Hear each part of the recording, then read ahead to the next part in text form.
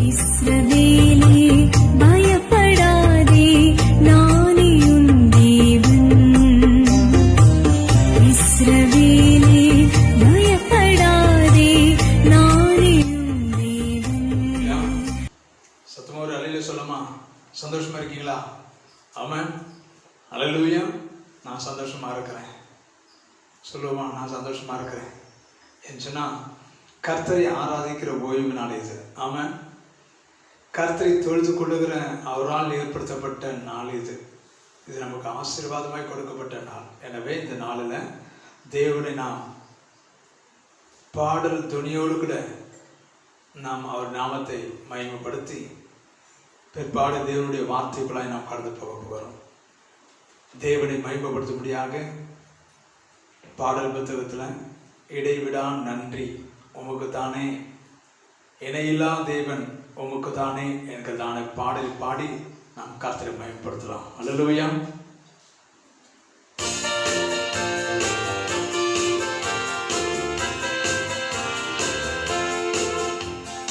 இடைவிடா நன்றி உமக்கு தானே, இணையில்லா தேவன் உமக்கு தானே.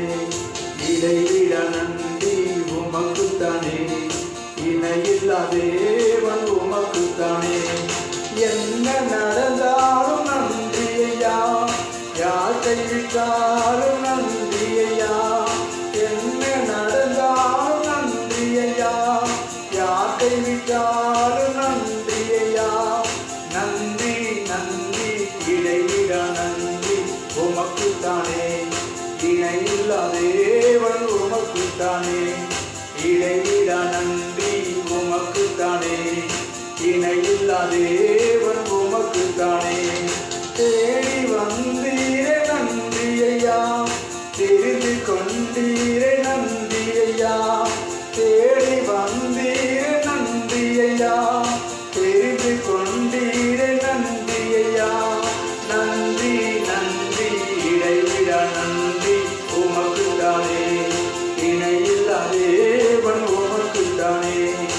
இடைவிடா நன்றி உமக்கு தானே, இணையில்லா தேவன் உமக்கு தானே. நிம்மதி தந்தீரே நன்றி ஐயா, நிரந்தரமானீரே நன்றி ஐயா.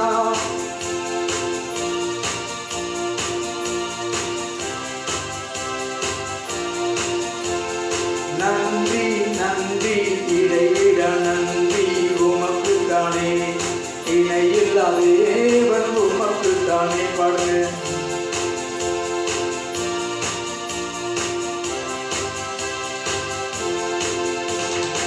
என்னை கண்டீரே நன்றி ஐயா, கண்ணீர் துடைத்தீரே நன்றி ஐயா.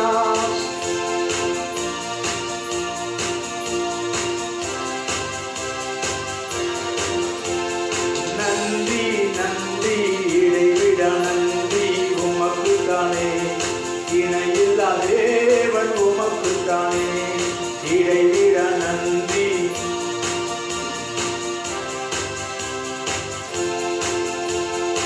என்னை கண்டீரே நன்றி ஐயா, கண்ணீர் துடைத்தீரே நன்றி ஐயா. என்னை கண்டீரே, கண்ணீர் துடைத்தீரே. நன்றி நன்றி இடைவிடா நன்றி உமக்கு தானே, இணையில்லா தேவன் உமக்கு தானே. இடைவிடா நன்றி உமக்கு தானே, இணையில்லா தேவன் உமக்கு தானே. நீதி தேவனே நன்றி ஐயா, வெற்றி வேந்தனே நன்றி ஐயா. நீதி தேவனே நன்றி ஐயா, வெற்றி வேந்தனே நன்றி ஐயா. நன்றி நன்றி இடைவிடா நன்றி உமக்கு தானே. இடைவிடா நன்றி உமக்கு தானே, இணையில்லா தேவன் உமக்கு தானே. அனாதி தேவனே நன்றி ஐயா, அரசாளும் தெய்வமே நன்றி ஐயா.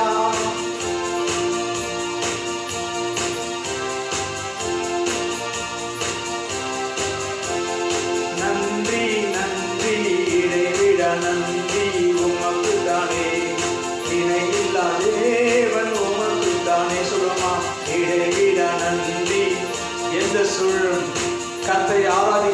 கிருபை தேவன் நமக்கு கொடுத்தாரு. இடைவிட நன்றி உமக்கு தானே, இணையில்லா தேவன் உமக்கு தானே. சொல்லுங்க.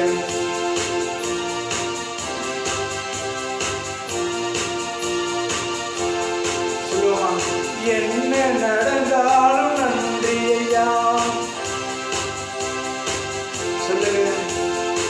என்ன நடந்தாலும் நன்றி ஐயா. பக்கத்தில் பார்த்து கைவிட்டாலும் நன்றி ஐயா.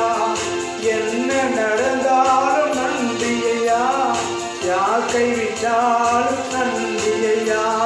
நன்றி நன்றி இடைவிட நன்றி. தேவனுடைய அன்பு உங்களை விட்டு விலகாது. அந்த அன்பை மாத்திரம் நோக்கி பார்த்து, என் ஆண்டவரே உண்மை ஆராதிக்க எங்கள் கிருபை கொடுத்தேன், உமக்கு நன்றி என்று சொல்லுமா. இடைவிட நன்றி உமக்கு தானே, இணையில்லா தேவன் உமக்கு தானே. இடைவிட நன்றி உமக்கு தானே, இணையில்லா தேவன் உமக்கு தானே. அல்லேலூயா, அல்லேலூயா. கர்த்தருடைய வார்த்தையை நாம் கேட்க முடியாது. அல்லேலூயா. நாம் பாடிய பாடல் பிரகாரமாய் எந்த சூழ்நிலையும் அவரை ஆராதிப்பதற்கு தேவன் நமக்கு கொடுக்கப்பட்ட பாக்கியத்தை நினைத்து நாம் நன்றி செலுத்த தேவன் நமக்கு கிருபை பாராட்டினார். இந்த தேவனால் உண்டான கிருபையின் வரம் என்று நாம் சொல்லலாம். எந்த நிலைமையிலும் நான் கர்த்தரை ஆராதிக்க தேவனுடைய பிள்ளைகளாகிய உங்களையும் என்னையும் ஆண்டவர் தெரிந்தெடுத்திருக்காரு சொன்னா சாதாரண விஷயமாக அல்ல சொல்லாமா. பக்கத்தில் பார்த்து சொல்லுங்க, நீங்கள் நானும் விசேஷித்தமானவர்கள். சொல்லுங்க, நீங்களும் நானும் கர்த்தரால் விசேஷித்தமானவர்கள். கர்த்தரை ஆராதிக்கிற பிள்ளைகளாக தேவன் நம்மை தேர்ந்தெடுத்திருக்கிறார். கரங்களை தட்டி தேவனுக்கு நாம் மகிமை செலுத்துவோம்.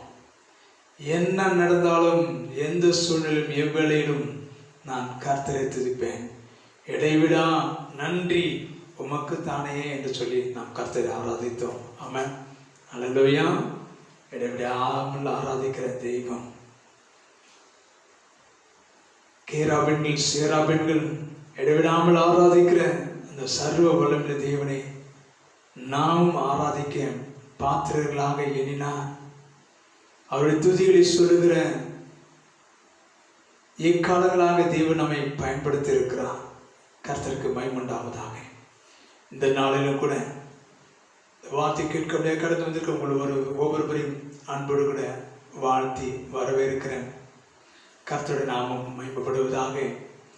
இந்த மாதத்தின் 3வது ஓய்வு நாளில் உங்கள் ஒவ்வொருவரையும் காண்பதற்கும், இந்த மீடியா மூலமாக உங்கள் ஒவ்வொருவரையும் காண்பதற்கும், உங்களோடு இணைந்து கர்த்தரை ஆராதிப்பதற்கும் தேவன் கொடுத்த நல் கிருபையை நான் நினைத்து கர்த்தரை துதிக்கிறேன். கர்த்தருக்கு நன்றி செலுத்துகிறேன். இந்த ஆராதனையில் கலந்து கொள்ள வந்திருக்கிற உங்கள் ஒவ்வொருவரையும் நினைவு கூர்ந்து ஆசீர்வதிக்கிற தெய்வம் உங்கள் கூடாரங்களில் இப்பொழுது கடந்து வந்திருக்கிறார். கரங்களை உயர்த்தி ஒரு ஆமென் சொல்லாமா. அல்லேலூயா. ஆமென். அந்த சர்வ வல்லமையுள்ள தெய்வம் நம்மத்தில் ஆளுகை செய்து கொண்டு இருக்கிறார். பாருங்க, இந்த உலகத்தில் ஒவ்வொருடைய வாழ்க்கை, ஒவ்வொருடைய வேலை ஸ்தலங்கள், ஒவ்வொருடைய குடும்ப வாழ்க்கை, இன்னும் படிக்கிற பிள்ளைகளுக்கு பள்ளி வாழ்க்கை, கல்லூரியில் பயிற்சிதான பிள்ளைகளுக்கு கல்லூரி வாழ்க்கை, இன்னும் ஒவ்வொருவருக்கும் அவரவர்களுடைய தொழிலுக்கு ஏற்ப அவருடைய வாழ்க்கை. சிலர் சொல்லுவார்கள், நான் இதற்காக தான் வாழ்கிறேன், நான் இதற்காக தான் வாழ்ந்து கொண்டு இருக்கிறேன், நான் இந்த பாதையில தான் செல்லுவேன், இதற்காக தான் நான் தேவனை தேர்ந்தெடுத்திருக்கிறான், இதுதான் என்னுடைய வாழ்க்கை, இதுதான் என்னுடைய பாதை, இதுதான் தேவ சுத்தம் என்று சொல்லி நம் ஒவ்வொருடைய வாழ்க்கையில் நாம் ஓடிக்கொண்டு இருக்கிறோம். இன்னும் உலகத்தில் நாம் பார்ப்போம் சொன்னால் ஒவ்வொருவரும் ஒவ்வொரு காரியங்களை ஓடிக்கொண்டு இருக்கிறார்கள், அவரவர்களுடைய இருதயங்கள் தீர்மானித்தபடி. ஆனால் வேதம் சொல்லுகிறபடி கர்த்தருடைய தேவனுடைய பிள்ளைகள் தனிச்சையாக தன் சுயமாய் ஓட முடியாது என்று சொன்னால் நாம் கிறிஸ்துவை உடையவர்கள். கிறிஸ்துவை உடையவர்களாய் இருக்கிற கிறிஸ்தவர்களாகிய நீங்களும் நானும் நமக்கென்று நியமிக்கப்பட்டதான ஓட்டம், நமக்கென்று நியமிக்கப்பட்டதான பாதை, அது நாம் தெரிந்து கொண்டதல்ல, தேவன் நம்முடைய வாழ்க்கையில கொடுக்கப்பட்ட ஒவ்வொரு பாதை ஆனபடினால அந்த பாதையில தான் நீங்களும் நானும் ஓட வேண்டும் என்று தேவன் சித்தம் வைத்திருக்கிறார். அந்த பாதையில தான் நான் கடந்து போக வேண்டும். அந்த பாதையில் தான் நான் கடந்து போகும்பொழுது நம்முடைய வாழ்க்கையுடைய செழிப்பும் நம்முடைய வாழ்க்கையுடைய ஆசீர்வாதத்தை நாம் பெற்றுக்கொள்ள முடியும். சங்கீதக்காரன் சொல்ல, நம்முடைய வார்த்தையானது என் பாதைக்கு வெளிச்சம், பாதைக்கு தீபமாய் இருக்கிறது என்று சொல்லி. அல்லேலூயா, அல்லேலூயா. என் வாழ்க்கை மலை மீது இருக்கிறதான பட்டணம், மலை மீது இருக்கிறதான பட்டணம் மறைந்திருக்க மாட்டாது. விளக்கு கொளுத்தி மரக்காலால் மூடி வைக்க முடியாது. அது தண்டின் மேல் வைக்கப்பட வேண்டும். அது அநேகருக்கு வெளிச்சம் கொடுக்க வேண்டும். மலை மேல் இருக்கிறதான பட்டணம் எல்லா மக்களும் 4 திசைகளும் பார்க்க முடியும். ஆக தேவன் நமக்கென்று நியமிக்கப்பட்ட பாதையில் நாம் செல்வோம் என்று சொன்னால் நாம் மற்றவர்களுக்கு முன்மாதிரிகளாக, ரோல் மாடலாக இருக்க முடியும். ஆமென் சொல்லமா? அந்த பாதை தான் தேவன் நமக்கு தெரிந்தெடுத்திருக்கிறார். அந்த பாதையில் தான் நீங்கள் நானும் ஓட வேண்டும். அதுதான் தேவன் விரும்புகிறார். அல்லேலூயா சொல்லமா? வேதத்துல நல்தாசர்கள் அநேகம் உண்டு, தேவ மனிதர்கள் அநேகர் உண்டு. அதில் தேவ சுத்தத்திற்கு, தேவனுக்கு பிரியமாய் பாதையில் ஓடின ஒரு தீர்க்கதரிசி உங்களுக்கு காண்பித்து உங்களுக்கு தெரிந்த ஒரு காரியம் தான். நான் இந்த நாளில் கர்த்தருடைய கிருபையாய் தேவனால் தேர்ந்தெடுக்கப்பட்ட இந்த பகுதி இந்த நாட்களில் நமக்கு பிரயோஜனம் உள்ளதாக இருக்கும்படியாக தேவன் நமக்கு கொடுக்கப்பட்டிருக்கிற தானியேல் தீர்க்கதரிசன புத்தகம் 6ஆம் அதிகாரம். இந்த 6ஆம் அதிகாரம் நாம் எடுத்துக்கொள்வோமானால், இங்கே கோரேஸ் என்கிறதான தரியூர் ராஜா அங்கே இருக்கிறார். அந்த தேசத்திற்கு அவனுக்கு கீழ் சேவை செய்வதற்காக 120 தேசாதிபதிகளை ஏற்படுத்துகிறார் அந்த தரியூர் ராஜா. 120 பேர்களை அந்த தேசத்திற்கு ஆளுகை செய்வதற்கு அந்த 120 பேர்களை அந்த ராஜா தெரிந்து கொண்டாலும் கூட அந்த ராஜாவுக்கு பர்சனலாக அந்த பிஏ என்று சொல்லுவார்கள், பர்சனல் அசிஸ்டன்ட், அந்த பிஏவாக 3 பேரை நியமிக்கிறார் அந்த ராஜா. தேசத்தை பார்ப்பதற்கு 120 பேர்கள் இருந்தாலும் கூட ராஜாவுக்கு வலது கையாக பர்சனலாக தன்னுடைய இருதயமாக நினைத்து 3 நியமிக்கிறார். அந்த 3 பேர்களில் முக்கிய அந்தஸ்து உடைய மனிதன் யார் என்று சொன்னால் தானியேல்.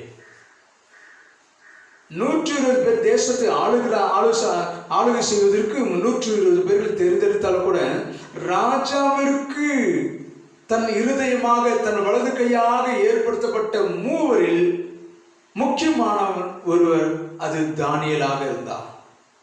ஏனென்று சொன்னால் தானியேல் ராஜா என்னதான் ராஜாவாக தேசத்திற்கு இருந்தாலும் கூட ராஜாவுடைய சிந்தனை அல்ல, ராஜாவுடைய சந்தேகங்களுக்கு தானியேல் கொடுக்கிற அந்த தெளிவு, தானியேல் கொடுக்கிற அந்த பதில், தானியேல் கொடுக்கிறதான விளக்கம் தேசம் செழிப்படைகிறது. ராஜாவுடைய சிந்தனைக்கு ஏற்றார் போல அல்ல, அந்த ராஜ சிந்தனைகளுக்கு அப்பாற்பட்டு ஒரு மேலான ஒரு தேவ ஆவி, விசேஷித்த ஆவி அவனுக்குள்ள இருக்கிறதை ராஜா அடையாளம் கண்டுபிடித்துக் கொண்டார். ஆகவேதான் தானியேலை ராஜா அந்த 3 பேர்களில் முக்கியமான ஒரு அதிகாரியாக தானியேலை அங்கே வைக்கிறார் தரியூர் ராஜா.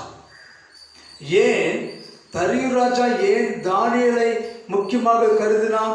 3 பேரை தன் இருதயத்திற்கு தன் வலது கையாக வைத்தாலும் கூட அந்த 3 பேர்களில் ஒருவனாகிய தானியேலை ஏன் முக்கியமான வைத்தார் என்று சொன்னால், ராஜாவுடைய தந்திரமான சிந்தனைகள், ராஜ சிந்தனைகள், தேசத்தை ஆளுகை செய்யக்கூடிய நற்சிந்தனைகளுக்கு மேலான ஆலோசனை, மேலான ஆலோசனைகளை கொடுத்து தேசம் களி கூறுகிறதான நல் ஆலோசனை தானியேலிடத்தில் இருக்கிறது. தேசம் செழிப்பாகுவதற்கு நல்ல விளக்கங்களை, நல்ல ஒரு தந்திரமான நல்ல ஆலோசனைகளை கொடுக்கக்கூடிய தேவ சிந்தை அவனுக்குள்ள இருந்ததை ராஜா கண்டுபிடிக்கிறான். ஆகவேதான் அந்த 3 பேரை அவன் பர்சனலாக வைத்தால் கூட முக்கியமான அந்தஸ்துடையவர் தானியேல். ஆக இந்த 3 பேர்களை தானியேல் நியமித்தால் கூட ராஜா தானியேலுக்குள் இருக்கிறதான விசேஷித்த விதமான ஆவி, விசேஷித்த விதமான ராஜ சிந்தை அவனுக்குள்ள இருப்பதனால, தெய்வ பயம் அவனுக்குள்ள இருப்பதனால, அவன் கொடுக்கிற ஆலோசனை அவனுக்குள்ள தேவன் இருக்கிறார் என்பதை ராஜா அறிந்தபடினால ராஜா தானியேலை இவனுக்கு அடுத்ததாக நியமிக்கும்படியான ஒரு ஆலோசனை ராஜாவுக்கு இருந்தது. இந்த நற்சிந்தை ராஜாவுக்கு இருந்தபடினால இது சக அதிகாரிகளுக்கு ஒரு பொறாமை எண்ணங்கள். தானியேலுக்கு இந்த அந்தஸ்து கிடைத்து விடுமோ, ராஜாவிற்கு அடுத்த இடம் அவனுக்கு கிடைத்து விடுமோ, அந்த ராஜாவுடைய இடம் அவனுக்கு கிடைத்து விடுமோ, நமக்கு கிடைக்காமல் போய்விடுமே என்று சொல்லி தானியேல் மேல் அவர்கள் பொறாமை கொண்டு தானியேலை குற்றப்படுத்தி எப்படி ஆகிலும் இவன் ராஜாவுக்கு அடுத்த இடத்தை அவன் பிடிச்சு விடக்கூடாது. ராஜா தானியேல் மேல ஒரு நல்ல ஒரு சிந்தை, நல்ல ஒரு அபிப்பிராயம் இருக்கிறதை மற்ற அதிகாரிகள் தேசத்தில் கண்டுபிடித்து ஆக இவன் மேல் குற்றம் சுமத்தி நற்சிந்தை தேசாதி அந்த தானியேலுக்கு உண்டான அந்த நற்சிந்தையில கலங்கம் வரும்படி தானியேல் மேல குற்றம் சுமத்த இவர்கள் எழுப்பினார்கள். அல்லேலூயா சொல்லமா. தானியேலை குற்றப்படுத்தபடி இவர்களை எழுப்பினாலும் கூட தேவன் தானியேலோடு கூட இருந்தார். இந்த சத்தத்தை கேட்கிற தேவனுடைய பிள்ளையே, நீ இந்த நாளில தேவனுக்கு ஏற்ற சிந்தையோடு வாழ்ந்து கொண்டு இருக்கிறாயா? தேவனுடைய சத்தியத்திற்கு, தேவனுடைய வார்த்தைக்கு கீழ்ப்படிந்து அவருக்குள் வளர்ந்து கொண்டு இருக்கிறாயா? கவலைப்படாதீர்கள், தேவன் உங்களோடு கூட இருக்கிறார். எதை குறித்து கவலைப்படாதீர்கள். இந்த செய்திக்கு முன்புதான் நாம் பாடினோமே, என்ன நடந்தாலும் நன்றி என்று சொல்லி. நிச்சயமாக தேவன் உங்களோடு கூட இருப்பார். கவலைப்படாதீர்கள். தேவன் உங்களை கொண்டு செய்கிற காரியம் அதிசயமாக இருக்கும். ஏனென்றால் தானியேல் மேல் குற்றம் சுமத்தும்படி மற்ற தேசாதிபதிகள் எழுப்பினார்கள். தானியேலோடு கூட இருக்க சக அதிகாரிகள் எழுப்பினார்கள். அல்லேலூயா சொல்லமா. இவன் மேல் கலங்கம் கொண்டு வரும்படி, குற்றம் சுமத்தும்படி பல ஆலோசனை, பல வழிகளை அவர்கள் ஏற்படுத்த முயன்றார்கள். ஆனால் தானியேல் மேல் குற்றம் சுமத்துவதற்கு ஒரு வழியும் அவர்களுக்கு கிடைக்கவில்லை. பல வழிகளை முயற்சித்தார்கள், எப்படியாக தானியேல் மேல் குற்றம் சுமத்த வேண்டும் என்று. ஆனால் ஒரு காரியங்களிலும் தானியேலை குற்றப்படுத்த முடியவில்லை. அல்லேலூயா சொல்லமா. அல்லேலூயா சொல்லமா. இப்ப எதிரையாய் இவனை குற்றப்படுத்தலாம்? ஒன்றிலும் இவங்களை கலகப்படுத்த முடியவில்லை. தானியேல் மேல் கோபம் வரும்படி ராஜாவுக்கு எதுவும் கொண்டு வர முடியவில்லை.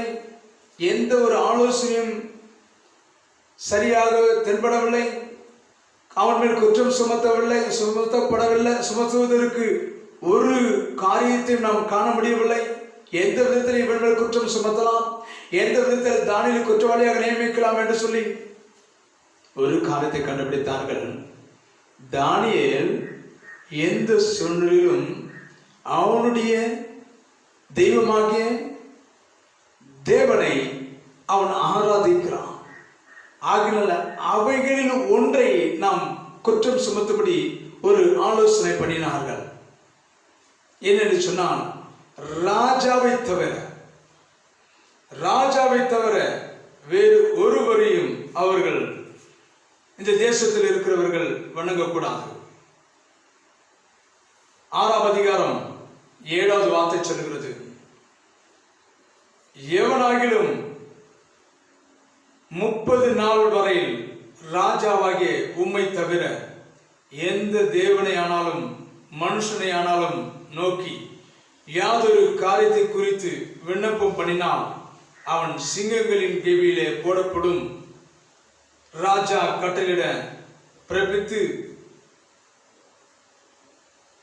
உறுதியான தாக்கியத்துக்கு செய்ய வேண்டும் என்று ராஜ்யத்தினுடைய எல்லா பிரதானிகளுக்கும், தேசாதிபதிகளுக்கும், பிரபுகளுக்கும், மந்திரிமார்களுக்கும், தலைவர்களுக்கும் ஆலோசனை பண்ணி கொண்டு இருக்கிறார்கள்.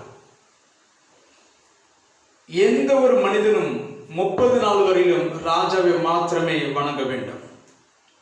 அதிலும் ராஜாவாகி உண்மை மாத்திரம் வணங்க வேண்டும். அதை மீறி வேற எந்த தெய்வத்தை வணங்கினாலும் அவர்கள் சிங்ககபில போட வேண்டும் என்ற ஒரு அதிகாரம் ராஜாவினால் பிறப்பிக்கப்பட வேண்டும். இந்த ஒரு காரியத்துல தான் தானியேலை குற்றம் சுமத்த ஆரம்பித்தார்கள். தேவஜனமே, அதிலும் என்ன குற்றம்? மரணத்திற்கு கொண்டு போகக்கூடிய, ஜீவனுக்கு கேடு உண்டாக்கக்கூடிய ஒரு சதி திட்டம். ராஜா ஆணையிட வேண்டும். ராஜாவை தவறி யாராவது வணங்கினால் அவர்களை மரண தீர்ப்பு சிங்ககபில போடப்பட வேண்டும். இதுதான் தீர்ப்பு. தானியேல் தேவனுக்கு பிரியமானவன் என்று அவனோடு ஒரு சக அதிகாரிகள் அறிந்து கொண்டபடினாலே இவைகளில் அவனை குற்றப்படுத்தும்படி ராஜாவை தூண்டிவிட்டார்கள். குற்றம் சுமத்தும்படி அவர்கள் எழுப்பினார்கள். தேவன் தானியேலோடு கூட இருந்தார். ஆமென் சொல்லமா? ஆமென் சொல்லமா? கர்த்தருக்கு வைராக்கியம் பாராட்டுகிற தேவனுடைய பிள்ளையே, நீ கர்த்தருக்காய் வைராக்கியமாய் நிலைத்து இருப்பாயானால் தேவன் உன் பட்சத்தில் இருப்பார். தேவன் உங்கள் பட்சத்தில் இருப்பார். பொறாமை கொண்டு பலவிதமான சுமைகளை, பலவிதமான சாபக்கேடுகளை, பலவிதமான கொடுமையான காரியங்களை கவலைப்படாதீர்கள். கவலைப்படாதீர்கள். அம்புக்கு பயப்படாதிருப்பாய். கொள்ளை நோய்க்கு பயப்படாதிருப்பாய். தீங்கு குண விலைக்கு மீட்பேன் என்று ஆண்டவர் சொல்லி இருக்கிறார். ஆபத்து காலத்தில் என்னை நோக்கி கூப்பிடு என்று சொல்லி இருக்கிறார். தேவ பிள்ளையே, தேவ சிந்தையோடு கூட இருப்பாயானால் உன்னை ஒன்றும் சேதப்படுத்தாது. கரணை தட்டி தேவனுக்கு மகிமை செலுத்துவோமா? அல்லேலூயா, அல்லேலூயா. பாருங்க, ராஜா என்ன ஆணையிட வேண்டும்? ராஜாவை என்ன தவறு, எதை வணங்கக்கூடாது, எந்த தெய்வத்தை வணங்கக்கூடாது, எந்த ஒரு சொர்க்கத்தை வணங்கக்கூடாது. இது ஆணை. அவன் ஆணையிட்டான், அந்த ராஜா ஆணையிட்டான், தரிவர் ஆணையிட்டான். அதை மாற்ற முடியாது. ஒரு மீறி வேறொரு தெய்வத்தை அவன் வணங்கிட்டான், ராஜாவை தவிர மற்றதை வணங்கிவிட்டான். அவனுடைய தீர்ப்பு மரணம். இதை மாற்ற முடியாது. மாற்ற முடியாத ஒன்றுக்கு அவர்கள் ஆணையிடும்படி, கையெழுத்திடும்படி மற்ற அதிகாரிகள் கேட்டுக்கொண்டதன் பேரில் ராஜாவும் சம்மதித்தான். கையெழுத்து போட்டாச்சு. 30 நாள் வரையிலும் இந்த தேதியிலிருந்து இந்த தேதி வரைக்கும் எந்த ஒரு சொரூபத்தையும், எந்த ஒரு மனிதனும், எந்த ஒரு ராஜாவை யாரும் வணங்கக்கூடாது. தரியூர் ராஜாவை மாத்திரமே வணங்க வேண்டும் என்றுதான சட்டம் இயற்றப்பட்டு விட்டது. இன்றைக்கு ஊரடங்கு தடை எத்தனை விதமாக இருக்கிறதோ அவ்விதமாக ஒரு ஊரடங்கு அன்றைக்கு தானியேல் காலத்திலும் ஏற்பட்டிருக்கிறது. இந்த தடை எதற்காக? தானியேல் எப்படியாகிலும் எந்த ஒரு ஆர்டர் வந்தாலும் அவனுடைய தெய்வத்தை ஆராதிக்காமல் இருக்க மாட்டான் என்று மற்ற அவனுடைய உடன் இருக்கிற அதிகாரிகள் அறிந்துவார்கள்.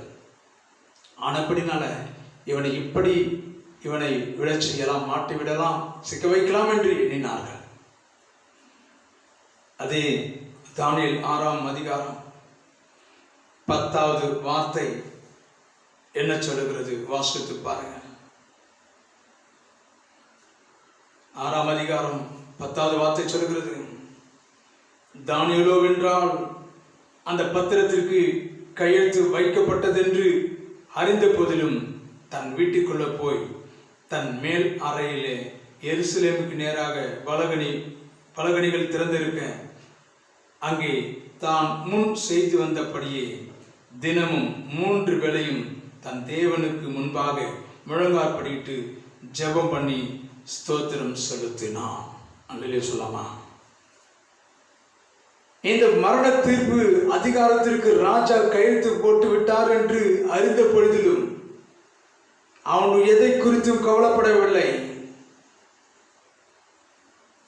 தேவ சமூகத்தில் அவன் கடந்து போய் ஜெபிக்கிற அவன் அனுபவம் அவனுடைய வாழ்க்கையினுடைய அங்கமாயிருந்தது. தினமும் 3 வேளையும் ஜெபிப்பது அவனுடைய வாழ்க்கையாயிருந்தது, அவனுடைய வாழ்க்கையினுடைய ஒரு அங்கமாயிருந்தது. ஆக எந்த ஒரு கையெழுத்தும் தேவனை ஆராதிப்பதற்கு, தேவனுடைய சமூகத்தில் ஜெபிப்பதற்கு அவனுக்கு அது தடையாய் இருக்கவில்லை. அதிலும் தேவனுடைய ஆலயத்துக்கு நேராக அவன் முழங்கால் படிட்டு ஜெபிக்கிற ஒரு அனுபவம். தேவ பிள்ளைகளை நீங்கள் நாம் இன்றைக்கு தேவனுடைய ஆலயத்தில் ஆராதிக்க முடியாவிட்டாலும் நீங்கள் இருக்கிற இடங்களில் உங்களை ஆராதிக்க முடியாத தேவனுக்கு கிருபை செய்திருக்கிறான். இன்றைக்கு நீங்களும் நானும் அமர்ந்து கொண்டு இருக்கிறோம். அதிலிருந்து நாம் ஒன்றை தெரிந்து கொள்ள வேண்டும். ஜெபிப்பதற்கு, தேவனை ஆராதிப்பதற்கு ஒன்றும் நமக்கு தடையாக இருக்க முடியாது. ஆமென் சொல்லாமா? அல்லேலூயா. ஜெபிப்பதற்கு எதுக்கு நமக்கு தடையா இருக்க முடியும்? ஜெபிக்காதுன்னு சொல்லிட்டா வாய்விட்டு சொல்ல வேண்டாம். உன் இருதயம் கர்த்தரை உயர்த்தி கொண்டே இருக்கும், துதித்துக் கொண்டே இருக்கும். அதை யாராலும் தடை செய்ய முடியாது. உன் இருதயம் தேவனை போற்றி புகழ்ந்து பாடுகிற துதியின் சத்தத்தை யாராலும் தடை செய்ய முடியாது. கர்த்தரை ஆராதிக்க முடியாது. தேவன் உனக்கு கிருபையை கொடுத்திருக்கிறார், நல் சிந்தை தேவன் கொடுத்திருக்கிறார். அந்த சிந்தை தான் தானியேலுக்குள்ள இருந்தது. அந்த தானியேல் சிந்தை தான் இன்றைக்கு தேவன் உங்களுக்கு கொடுத்திருக்கிறார். நீங்கள் இருக்கும் இடங்களில் தேவனை நீங்களும் நானும் ஆராதிக்க முடியும். எந்த சூழல் தேவ சமூகத்தில் நீங்கள் ஜெபிக்க முடியும். ஜெபத்திற்கு ஒன்று தடை வராதுங்க. தேவ சமூகத்தில் உங்களுக்கு எந்த நாள் நேரம் கிடைச்சிருக்கு, நீங்க எந்த சூழலிலும் நீங்க தேவ சமூகத்தில் ஜெபிக்க முடியும். ஜெபம் உங்கள் வாழ்க்கையின் வெற்றியை கொண்டு வரும். ஜெபம் சகலத்தையும் ஜெயிக்கும். ஜெபம் இந்த உலகத்தின் ஆசீர்வாதங்களை கொண்டு வரும். ஜெபம் உன் குடும்பத்தின் ஆசீர்வாதங்களை கொண்டு வரும். ஜெபம் உன் வாழ்க்கையின் உயர்வை கொண்டு வரும். ஜெபத்திற்கு எதுவும் தடை இருக்க முடியாது. கரங்களை தட்டி தேவனுக்கு நாம் மகிமை செலுத்துவோமா? தானியேலை போல நாம் ஜெபிப்பதற்கு எழும்ப வேண்டும். இன்றைக்கு ஏற்பட்டிருக்கிறது சூழ்நிலை, இந்த மகா கொடிய கொள்ளை நோய் மனிதர்களுடைய உயிருக்கு விரோதமாக எழும்பியிருக்கிற கொள்ளை வியாதிக்கு நீங்களும் நான் ஜெபிக்க வேண்டும். இன்றைக்கு நீங்களும் நான் ஜெபித்துக் கொண்டிருப்பதனால தான் இன்றைக்கு நம்முடைய இந்திய தேசம் பாதுகாக்கப்பட்டிருக்கிறது. தேவனுடைய கிருபை, தேவனுடைய கிருபை. தானியேலை போல நீங்களும் நானும் ஏதோ ஐயோ என்று சொல்லி முடங்கி விடாதபடிக்கு இன்றைக்கு பாருங்க, நான் ஆலயத்தில் போய் ஆராதிக்க முடியாவிட்டாலும் தானியேலை போல எருசலேமுக்கு நேராக, தேவனுடைய ஆலயத்துக்கு நேராக அவன் முழங்கால் படிட்டு ஜெபிக்கிற அனுபவம். இவன் வீட்டில் ஜெபித்தாலும் தேவனுடைய ஆலயத்தை குறித்த ஒரு சிந்தனை, தேவ சமத்தை குறித்த ஒரு சிந்தனை. உங்களுக்கும் எனக்கும் அந்த சிந்தனை உண்டாக வேண்டும். ஆலயத்தை குறித்த ஒரு பாரம் நமக்கு வேண்டும். பவுலை போல எல்லாவற்றிலும் சபை குறித்து கவலை என்னை அனுதினமே நெருக்கி ஏவுகிறது என்று பவுல் சொல்லுகிறார். இன்றைக்கு நீங்களும் நம்ம கூடாரத்தில் அமர்ந்து கொண்டு இருக்கிறோம். சபை குறித்த ஏக்கம் நமக்குள்ள இருக்க வேண்டாம். சபை குறித்த பாரம் நமக்கு இருக்க வேண்டும். சபையினுடைய இடத்தை நினைத்து நாம் ஜெபிக்க வேண்டும். நீங்கள் தேவனுடைய ஆலயத்தை தன் இருதயத்தில் நினைத்து நீங்கள் எங்கே கூடி ஜெபிக்கிறீர்களோ, எந்த இடத்துல முழங்காடு பண்ணியிருக்கிறீர்களோ அந்த இடத்துல கர்த்தர் வெற்றியை கொண்டு வருவார். தானியேலோடு கூட இருந்த ஆண்டவர், தானியேல் எப்பொழுதும் அவன் என்ன அனுபவம் இருந்தது அவனுடைய வாழ்க்கையில? 3 வேளையும் ஜெபிப்பது. எப்படி ஜெபிப்பது? தேவனுடைய ஆலயத்துக்கு நேராக முழங்கால் பண்ணியிருக்கிற ஒரு அனுபவம். தாவீது சொல்லுகிறான், ஆலயத்திலிருந்து என்னுடைய ஜெபத்தை நீர் கேட்கிறீர் என்று தாவீது சொல்லுகிறார். தேவச்சனமே, தேவனுடைய பிள்ளைகளே, இன்றைக்கு நான் கர்த்தருடைய ஆலயத்தில் ஜெபிக்கும்படி விட்டாலும் நீங்கள் இருக்கிற இடங்களில் தேவனுடைய ஆலயத்தை தன் இருதயத்தில் வைத்தவர்களாக ஜெபிக்கும் பொழுது தானியேலுக்கு பட்சமாயிருந்த ஆண்டவர் உனக்கு பட்சமாயிருப்பார். உன்னுடைய வாழ்க்கைக்கு துணையாக இருப்பார். உன் பிள்ளைகளுக்கு வழிகாட்டுதலாக இருப்பார். தேவனாகிய கர்த்தருடைய வழி நடத்துவார். தரியு பார்க்கலாம், தானியேல் செய்கிற காரியங்களெல்லாம் தேவன் அவனோடு இருக்கிறார் என்று. தானியேல் செய்கிறதை எல்லாம் கர்த்தர் ஆசீர்வதித்தார் என்று வேதம் சொல்லுகிறது. இன்றைக்கு உன்னையும் என்னையும் பார்த்து கொண்டிருக்கிற ஆண்டவர், ஜெபிக்கிறவர்களாய் தேவன் உன்னை பார்த்து கொண்டிருக்கிறார். தேசத்திற்காக ஜெபிப்பாயா? தேசத்தில் ஏற்படுத்த கொள்ளை நோய்க்காக ஜெபிப்பீர்களா? இதிலிருந்து விடுதலை பெற வேண்டும் என்று சொல்லி ஜெபிப்பீங்களா? மருத்துவமனைக்கு போக வேண்டிய அவசியம் இல்லை. எங்கெல்லாம் மருத்துவமனையில் எந்தெந்த இடங்களில் வியாதியாக இருக்கிறார்களோ அவர்களெல்லாம் மீட்கப்பட வேண்டும் என்று தன் இருதயத்தில் நீங்கள் ஜெபிப்பீர்கள் சொன்னால் இதனுடைய பலனை தேவன் கொண்டு வருவா. அல்லேலூயா சொல்லாமா? அல்லேலூயா சொல்லாமா? தானியேலை போல 3 வேளையும் ஜெபிக்கிற வீரர்களாக உங்களையும் என்னையும் ஆண்டவர் தேர்ந்தெடுத்திருக்கிறார். முழங்கால் படிடுவோமா? முழங்கால் படிடுவோமா? ஆண்டோட சமூகத்தில், ஆண்டவரை, தானியேலுக்கு பட்சமாயிருந்த ஆண்டவர் என் வாழ்க்கையில் பட்சமாயிருப்பீராக. தானியேலை போல 3 வேளையும் ராஜா மரணத்துக்கு ஏதுவான பத்திரத்திற்கு கையெழுத்து போட்டு விட்டார் என்று அறிந்த பொழுதிலும் அவன் ஜெபிப்பதை நிறுத்திவிடவில்லை. தெய்வ சமூகத்தில் நிற்பதை, அவன் ஜெபிக்கிறதை நிறுத்திவிடவில்லை. மரணத்துக்கு ஏதுவான சாசனம் ஏற்றப்பட்டு இருந்தாலும் கூட அவன் தெய்வ சமூகத்தில் கடந்து வந்து தேவனுடைய ஆலயத்துக்கு நேராக ஜெபித்து ஸ்தோத்திரம் செலுத்தினான் என்று வேதம் சொல்கிறது. ஸ்தோத்திரத்தினால கிருபை பெருகும். நீங்க எந்த வேலையில் இருந்தாலும் பரவாயில்ல, நீங்க ஜெபித்து கொண்டே இருக்கலாம். ஜெபத்துக்கு தடையே இல்லைங்க. ஜெபத்துக்கு தடையை செய்கிற எந்த ஒரு அதிகாரம் கிடையாது. எது ஒன்று உன்னுடைய ஜெபத்திற்கு தடையாக எழும்ப முடியாது. நீங்க வேலை செய்துக்கிட்டே ஜெபிக்கலாம். நீங்க உட்கார்ந்து கொண்டு ஜெபிக்கலாம். நீங்க எங்கேயோ போய் கொண்டிருக்கலாம், நடந்து கொண்டு ஜெபித்து கொண்டே போகலாம். ஜெபம் ஒரு நாளும் தடைப்படாது. ஒவ்வொரு நாளும் ஜெபிக்கலாம், எந்த வேலையில் ஜெபிக்கலாம். தானியேல் 3 வேளை ஜெபித்தார். நீங்க உங்க வாழ்க்கை முழுது ஜெபித்து கொண்டே இருக்கலாம். எல்லா நேரங்களும் ஜெபித்து கொண்டே இருக்கலாம். தானியேல் ஜெபித்ததுனால தேவன் அவன் பட்சமா இருந்தா இன்றைக்கு உனக்கு அனுகூலம் பாராட்ட முடியாது. தேவனுடைய தேர்ந்தெடுத்திருக்காங்க. அப்படி முழங்கால் படிட்டு வலது கருத்தை உயர்த்தி கர்த்தருக்கு நன்றி செலுத்துவோமா? அல்லேலூயா, அல்லேலூயா. தானியேலுடைய உண்மைக்கு நேராக சோதனை ஏற்பட்ட பொழுதிலும், மரண போராட்டம் ஏற்பட்ட பொழுதிலும் அவன் செய்த ஜெபத்திற்கு தடையாய் எழும்ப முடியாது. அவனுக்கு ஏற்பட்ட அந்த தடை அந்த ஜெபத்திற்கு விரோதமாக எழும்ப முடியவில்லையே. தேவன் தானியேலோடு பட்சமாய் இருந்தார். இன்றைக்கு ஆண்டவர் தாமே உன்னோடு பேசிக் கொண்டிருக்கிறார். தேவ பிள்ளையே, அல்லேலூயா, அல்லேலூயா. ஜெபிங்க, ஜெபிங்க. குடும்பத்திற்காக ஜெபிங்க, சபைக்காக ஜெபிங்க, தேசத்திற்காக ஜெபிங்க. வியாதியோடு போராடி கொண்டிருக்கும் மக்களுக்காக ஜெபிங்க. இந்த வியாதியிலிருந்து தேசம் விடுதலை பெற வேண்டும் என்று தேசாதிபதிகளும் சுகாதாரத்துறைகளும் முயற்சி செய்கிற அரசாங்கம் ஏற்படுத்துகிறதான ஒவ்வொரு செயல்களிலும் தேவனுடைய அனுகிரகம் பாராட்ட முடியாக, தேவ அனுகிரகம் பாராட்டி கிருபை பாராட்ட முடியாக, ஒவ்வொரு காரியங்களும் கர்த்தர் அனுகூலம் பாராட்டி நன்மை உண்டாக முடியாய், தேசத்தை தேவன் பாதுகாக்க முடியாய். செபிங்க. அல்லேலூயா. தேசம் பாதுகாக்கப்பட வேண்டுமே, தேச ஜனங்கள் பாதுகாக்கப்பட வேண்டுமே. தேசாதிபதிகள் எடுக்கிறதான ஒவ்வொரு செயல்பாடுகளும் ஜனங்களை பாதுகாக்கிறதா இருக்க வேண்டுமே. தேசம் கர்த்தருக்குள்ள மகிழ்ச்சியா இருக்க வேண்டுமே. வியாதி இல்லாத தேசம் மாற வேண்டுமே. அல்லேலூயா, அல்லேலூயா, அல்லேலூயா. ஓ நன்றி ஆண்டவரே.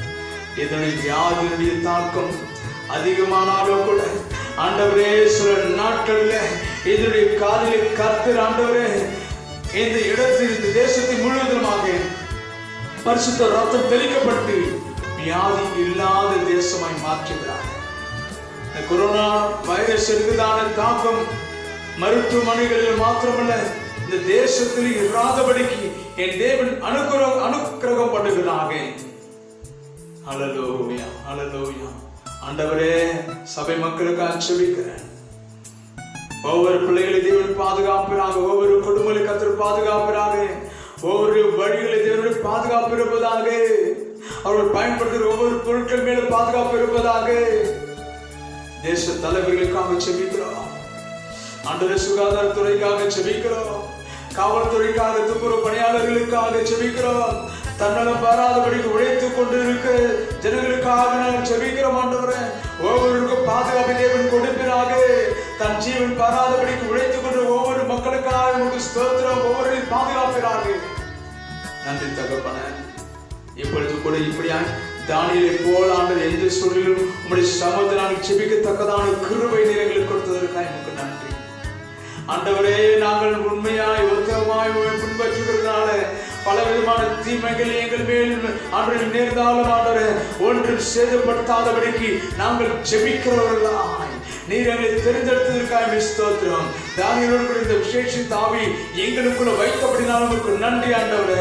தானியேலுக்குள்ள இருந்த அந்த விசேஷித்த ஆவி நாங்கள் பெற்றுக்கொண்டு இன்னும் ஜெபிக்கிறவர்களாய் எங்களை ஏற்படுத்தினதற்காக உங்களுக்கு ஸ்தோத்திரம்.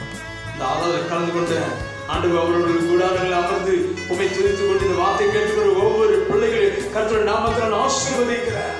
எல்லா தீங்குக்கு விலக்கி பாதுகாக்கிறாங்க. நமக்கு மகிமையுண்டாகட்டும். ஆசீர்வதி, ஆசீர்வதி.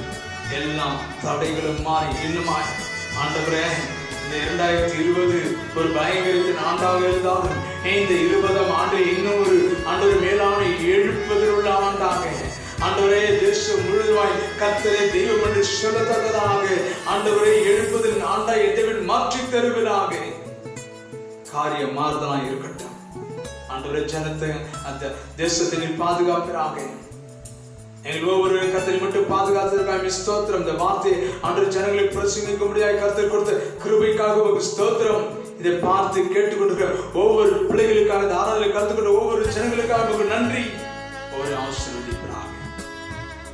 இயேசுவின் நாமத்தில் ஜெபிக்கிறேன் ஜீவனுள்ள நல்ல பிதாவே, ஆமென், ஆமென். என் ஆத்துமாவே கர்த்தரை ஸ்தோத்திரி, என் முழு பரிசுத்த நாமத்தை ஸ்தோத்திரி. என் ஆத்துமாவே கர்த்தரை ஸ்தோத்திரி, கர்த்தர் செய்த சகல உபகாரங்களையும் மறவாதே. ஆமென். நம்முடைய கர்த்தராகிய இயேசு கிறிஸ்துவினுடைய கிருபையும் பிதாவாகிய தேவனுடைய அன்பும் பரிசுத்த ஆவியானவருடைய அந்யோன்ய ஐக்கிய சமாதானம் நாம் அனைவரோடும் தேவ வார்த்தை கேட்ட ஒவ்வொரு பிள்ளைகளோடும் என்றும் என்றும் சதா காலமும் நிலைத்திருப்பதாக. ஆமென், ஆமென். சமாதானத்து போய் வாருங்கள். கர்த்தர் ஒவ்வொருவரையும் ஆசீர்வதித்து காப்பாராக. நான் விழுந்தேன், அவர் என்னோட வந்திருந்தார். சுட்டெரிக்கும் அக்கினியில் நடந்தேன், பனி துளியாய் என்னை அணைத்தார்.